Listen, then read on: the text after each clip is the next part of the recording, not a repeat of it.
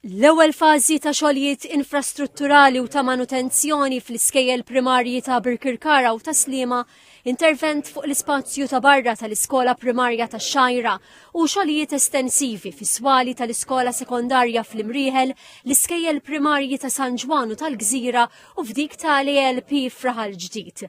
Dawn huma wħud mix-xogħlijiet li se jsiru fl-ewwel sena tal-programm ta' infrastruttura edukattiva mifrux fuq 13-il sena. Fit-tnedija tal-programm il-Ministru għall-Edukazzjoni Clifton Grima spjega li se jsiru interventi infrastrutturali f'97 skola bilan l-istudenti u l-edukaturi ikollhom ambjent mill-aqwa li jagħtihom stimulu. Qal li għal din is-sena ġew allokati 7 miljun euro.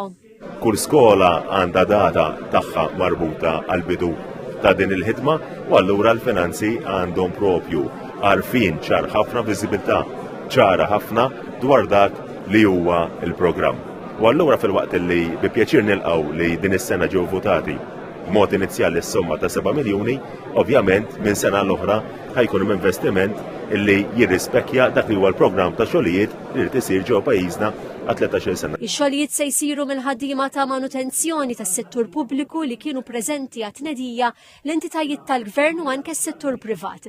Is-Segretarju Permanenti fil-Ministeru tal-Edukazzjoni, Matthew Vella, irrimarka li dan il-programm huwa parti integrali mill-Istrateġija Nazzjonali tal-Edukazzjoni. Qal li x-xogħlijiet huma mfassla skont il-ħtiġijiet tal-istudenti.